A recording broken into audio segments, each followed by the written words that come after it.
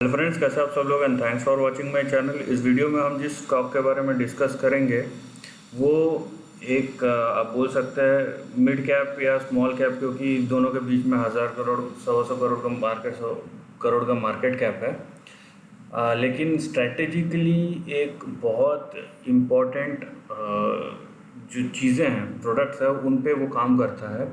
But हमारा concern है share price. और यहाँ पे अगर आप देखेंगे तो अपने लो से ऑलरेडी ये शेयर जो है 172% का रिटर्न दे चुका है। सो शेयर प्राइस अगर देखेंगे तो बहुत शार्प यहाँ पे बाउंस बैक आया है। बट हम जो बात करेंगे डेटा और फैक्ट से बात करेंगे और देखेंगे किस टाइप का ट्रेंड यहाँ पे बना है और किस टाइप का बन सकता है। ठीक है, तो चार्ट पैटर्न देख लेते हैं कि किस तरीके का है। सो ये चार्ट आपको कम से कम 20 साल का चार्ट अवेलेबल है। So we have enough data. तो ये 2004-05 का हाई है। ठीक है, सो अभी तक 2005 का हाई कॉन्कर नहीं हुआ है। तो इसको हम इस रैली को हम फिलहाल जो है एक बाउंस बैक बोलेंगे, क्योंकि जब तक ये 2005 का हाई पार नहीं हो जाता तब तक हम इसको बोल नहीं सकते कि ये जो स्टॉक है इसका नया ट्रेंड शुरू हुआ है।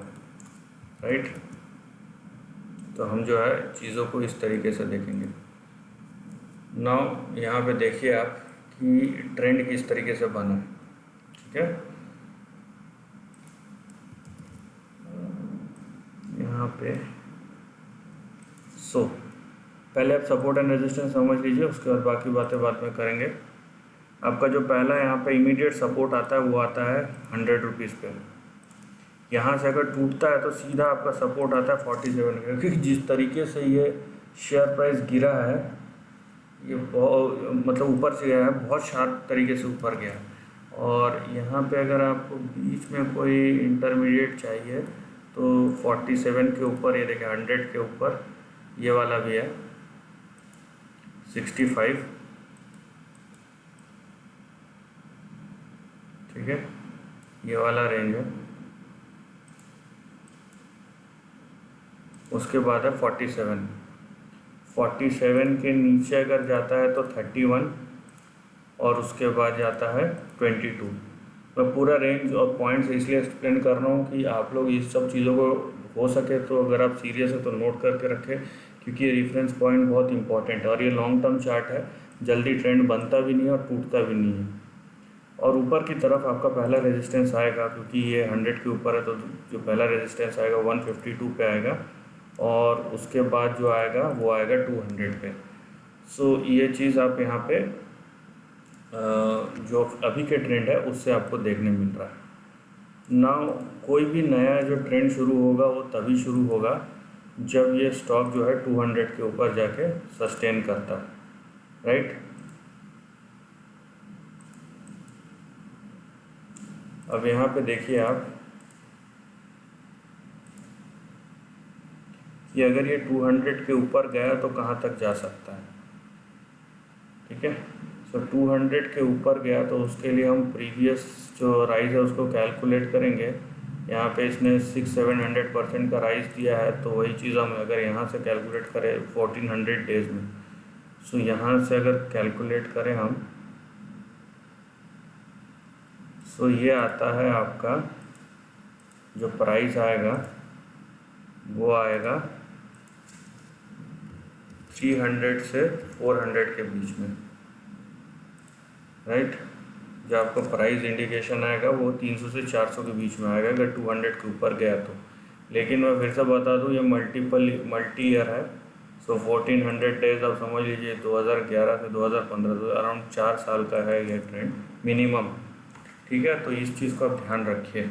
और सपोर्ट एंड रेजिस्टेंस सबसे ज़्यादा ज़रूरी है। क्यों ज़रूरी है अभी एक्सप्लेन करेंगे।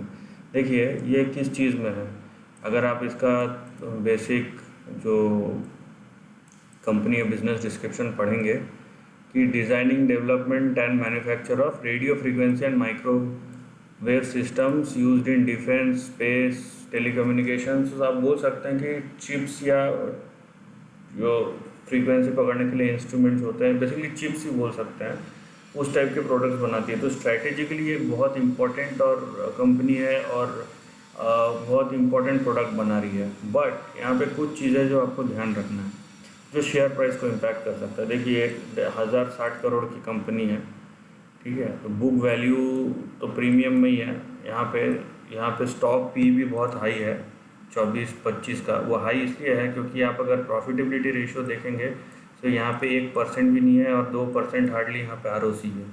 सेल्स ग्रोथ नेगेटिव है, डेट इस कंपनी में नहीं है, जो कि अच्छी बात है। रेशियोज़ पे अगर हम आएंगे तो यहाँ पे हमको क्या दिखता है, यहाँ पे दिखता है एक टाइम पे इसका आरओसी 39-40% में था, 2014 में 40% में था। उसके बाद ये गिरते गिरते गिरते गिरते 3% पे आ गया। अब ये देखने वाली बात है क्योंकि 2010 में भी ऐसा 9% पे आ गया था, उसके बाद फिर बाउंस बैक किया।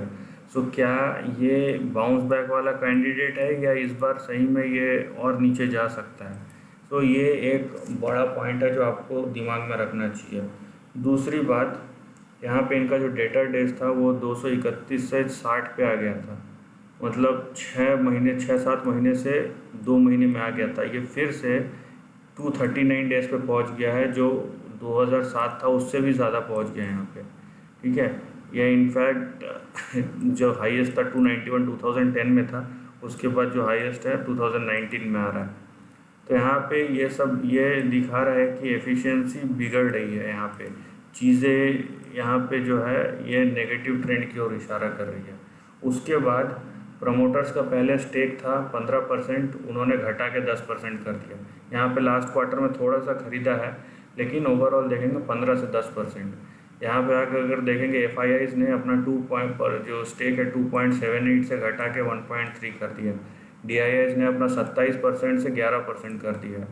जो खरीदा है इसको वो है पब्लिक ने, यहाँ पे देखिए 53% से 75%। अब यहाँ पे और एक चीज़ जो आपको ध्यान देनी चाहिए, जैसे 10% प्रमोटर का स्टेक है, तो यहाँ पे आपको दिख रहा है कि प्रमोटर ने अपना जो होल्डिंग है वो कंटिन्यूस यहाँ पे गिरा है, ठीक है। और over a period of time यहाँ पे कुछ अच्छी बातें भी है कि डेट फ्री है और डिविडेंड पे करता है। देखिए कंपनी अगर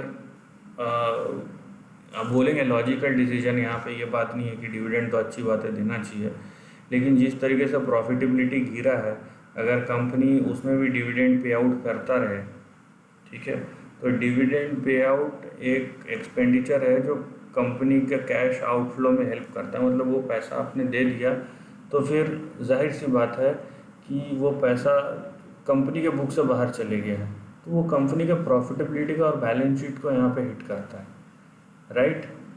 तो ये एक चीज़ है जो देखने वाली बात है कि जब आपका प्रॉफिटेबिलिटी यहाँ पे कम हो रहा है तो क्या आपको डिविडेंड देना चाहिए।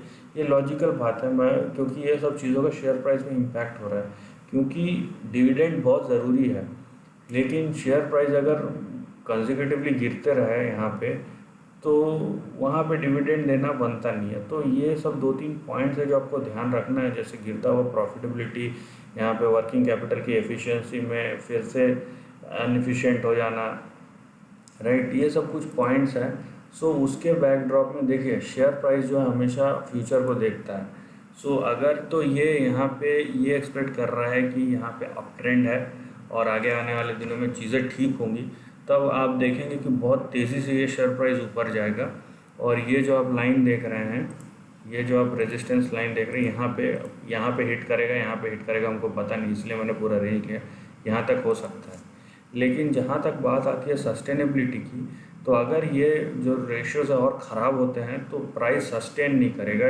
इसका भी बहुत बड़ा आप बोल सकते हैं प्रोबेबिलिटी या इम्कान है कि ये सस्टेन करना प्राइस जो है वो जहाँ तक आती है तो फंडामेंटल्स के ऊपर आ जाता है।